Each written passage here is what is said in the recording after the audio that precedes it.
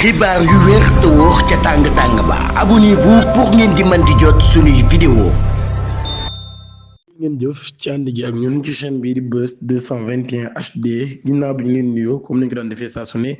ay message d'urgence yoo xam ne gis nañ muy arrivé habitants yi nga xam ne ñoom ñoo nekk ca Moyen-Orient bi ñoom ñi day ay menaces yu doy waar moom moo nekk dal ci seen kaw ci lu jëm ci wàllum manque ndox ay message yoo xam ne nag daal nañ koy envoyé ñi nga xam ne ñoo nekk ci Qatar Bahreïn Koweït ak Oman autorité yi nag daal préciser wuñ dëgg nag nature bu loolu waaye jàpp nañ nag daal ku nekk ci njaboot yooyu nañu daal di stocké lu toll ci ñaari semaines yoo xam ni dinañ ko mën a jëfandikoo ndox ñu jàpp ni ñu bari boog jàpp ni Iran ci boppam moo nar a attaqué seen installation hydraulique yooyu te loolu day bu amee dina raw sax loo xam ni mooy doon ab attaque nucléaire kon moo tax ñuy sàkk ku nekk nga daal di am ñaari semaine ndox yoo xam ni da nga koy réserver ba tey loolu sax nag daal ñuy wax ni mën naa jur lu baree bari bokk na ci nag daal li nga xam ni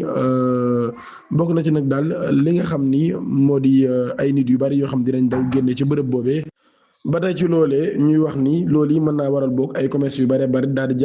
daanu foofee perte inimi ñuy xam ne ni junni ak ñetti téeméer ak ñaar fukk benn ci ay am sioniste daal nañuy génn àdduna muy ay israélien waaye tamit juróom-ñetti téeméeri américain daal nañuy génn àdduna ci guerre bi bu ñu sukkandikoo ci iranien yi habitants yu Téhéran nag daal nañuy rassembler wu ci extérieur bu la centrale électrique d'Amavand pour exprimer seen soutien yi nga xam ne daal jamono ji ñu ngi koy amal ci secteur énergie bu Iran. Israël ba tey Iran bokk lu toll ci 1 million de combattants iraniens ñoom ñi nag daal nañ leen di waajal bu baax a baax ngir affrontement terrestre bi nga xam ne nag daal ñoom ñi américain daal nañ xam ne ni nar nañ koo def ci seen diggante ak Iran. Ministre israélien de la défense daan nañ xam ne ni nag daal ñoom ñi faat nañ bakkanu commandant des forces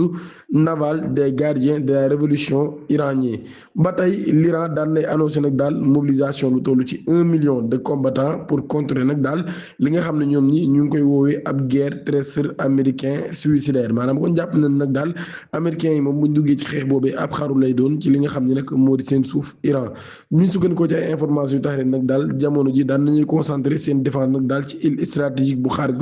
du près de 90% de pétrole iranien on est exporté maanaam kon île boobee nga xam ne 90% bu pétrole iranien fa lañ koy exporté agence de presse iranien ba tey daal di Tasnim daal nay cité ab source militaire déclaré que nag daal mesures yi nga xam ne daal nañ koy jël ci spéculation yi nga xam ne mi ngi gën a màgg concerné ab folie historique des États-Unis pour engager nag ab combat terrestre ci li nga xam ne moo di front bu sud Iran ab vague d'enthousiasme a blayé les forces terrestres de la nation prête à créer une affaire historique pour les forces américaines sur le sol iranien ba tey canal 12 daan nañ xam ne nag daal semaine prochaine dina nekk ab escalade bu am solo lool ci ay attaques yoo xam ne dinañ ko def ca Iran.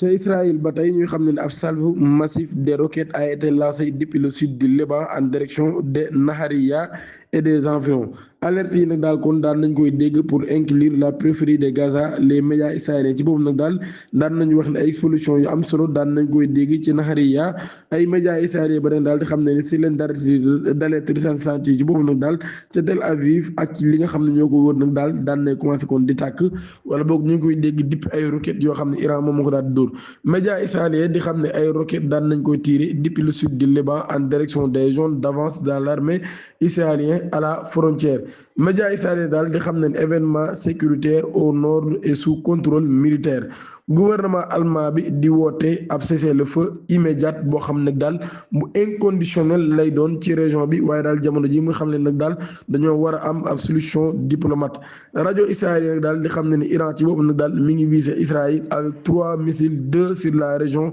des Grands Tel Aviv et l'autre dans le sud source diplomatique pour Al Mayadeen les préparatifs pour tenir des pourparlers entre Washington et Téhéran sont encore au stade de l'échange des messages via des intermédiaires échec des 2 précédentes rondes de négociations après l'agression contre l'Iran soulève de nombreux doutes quant à la prochaine ronde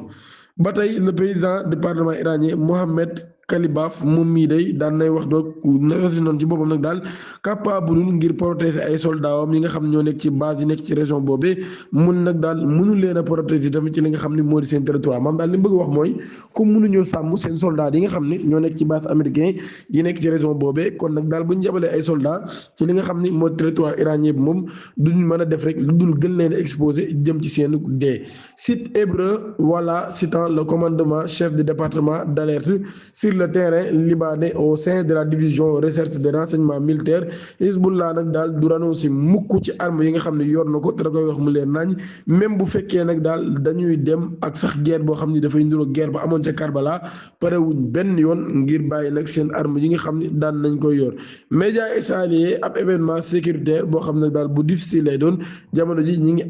ngi nekk di ko amal ci nord bi. L'armée israélienne mi ngi empêché ay employés des Fenoul forces français d'entrer dans la ville de Chama. Le secrétaire d'État américain Marco Rubio daan na xam ne daal Donald Trump ci boppam daan nay engagé nag daal ngir amal ab cessez-le-feu ci diggante Russie ak Ukraine dans les plus brefs délais maanaam bala yàgg dara kon Russie ak Ukraine moom ab cessez-le-feu dina fa am bu ñu sukkandikoo ci kàddu yi nga xam daal la koy wax. Axios di cité ay sources le vice-président J.D. Vance moom mi nag daal daan nay woote daan nay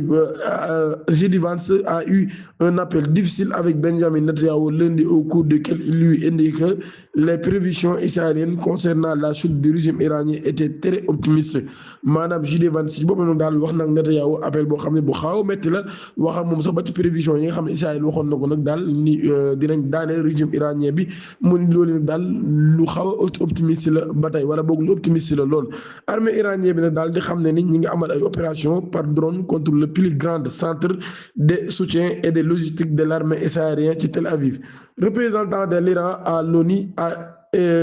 à Genève, l'absence de Mujtaba Khamenei est due au respect des mesures de sécurité maanaam kon ñàkk a gisu Mujtaba Khamenei gi nag daal ci ay mesures de sécurité yoo xam ne jël nañ ko la ci la bokk. Site voilà mi ngi cité ab responsable militaire israélien daal depuis le début de la guerre l'armée a lancé 15 000 obus et roquettes sur l'Iran. En sens IRNA, le corps des gardiens de la révolution iranienne appelle les habitants du Moyen-Orient à quitter les zones de déploiement des forces américaines. L'armée israélienne ba tey daal mi ngi subi ay lourdes pertes en charge depuis plus de 40 ans avec la Hezbollah ayant détruit 21 chars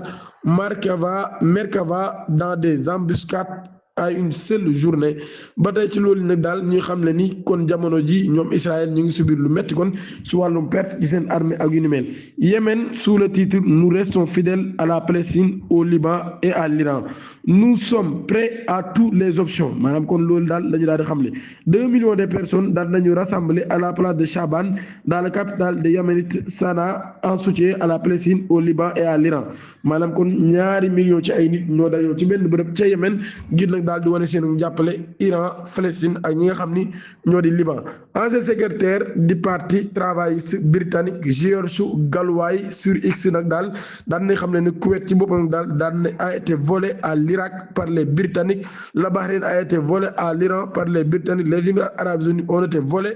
à l'Arabie saoudite par les Britanniques. Un schéma suffisamment clair, ces vols pourraient se refléter dans la semaine à venir maam daal kon di dëkk yooyu yëpp nag daal Britannique ci woowam ñoo leen sàcc daal leen di jox yeneen réew yi nga xam ne moom daal tudd di ngeen abonné ci chaîne bi activé cloche notification bi te aimé vidéo bi jërë ngeen jëf.